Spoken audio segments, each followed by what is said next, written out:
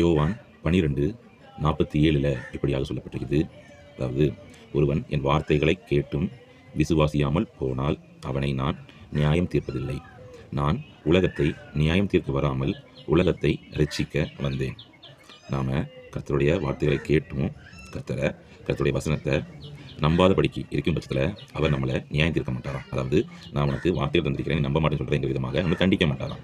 அவர் நம்மளை தண்டிக்கும் விதமாக இந்த உலகத்திற்கு வராமல் நம்மளை ரட்சிக்கும்படியாக, இந்த பாவத்திலிருந்து மீட்டெடுக்கும்படியாக தான் இந்த உலகத்திற்கு வந்தாராம்.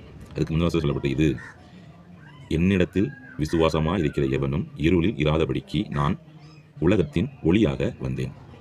அவரிடத்துல விசுவாசமாக நம்ம இருப்போம்னா ஒளியாக வந்த தேவன் நம்ம வாழ்க்கையும் ஒளியாக மாற்றுவார். இருளாக இருக்கிற நம்மளுடைய பாவ பழக்கங்கள், அடிமைத்தனங்கள், மீறுதல்கள், துணிகரங்கள், இந்த இருளெல்லாம் நம்மளுடைய வாழ்க்கையை விட்டு விலகணும்னா ஒளியை சுதந்திரிக்கணும். ஒளியாக நம்முடைய உலகத்திற்கு நமக்காக ஜீவனை கொடுக்கும்படியாக வந்த தேவனை நாம் சுதந்திரிக்கும்படியாக இருக்கும் பட்சத்தில் நாம் ஒளிக்கு நேரான, அதாவது வெற்றிக்கு நேரான வாழ்க்கை நெறிமுறையாக நம்முடைய வாழ்க்கை மாறும். அதே நேரத்தில் அவர் விசுவாசிக்காமல் இருக்கும் பட்சத்தில் அவர் நம்மளை கண்டிக்க மாட்டாராம். அதுவே பெரிய தண்டனை தான். நம்மளை கண்டுகிடாமல் விட்டுருவார். அவர் நம்மளை தண்டிக்கும்படியாக இந்த உலகத்துக்கு வரையில, நம்மளை ரட்சிக்கும்படியாக, மனம் திரும்புதலுக்கு ஏற்றபடியாக நம்மளை நடத்தும்படியாக இந்த உலகத்துக்கு வந்தார். மனம் திரும்புவோம், அவருடைய வார்த்தைகளை விசுவாசிப்போம். வெற்றி நிறைந்த, ஒளி நிறைந்த வாழ்க்கையாக நம்முடைய வாழ்க்கையை பிரகாசிக்கும்படியாக அவர் மாற்ற வல்லவர். ஆமென்.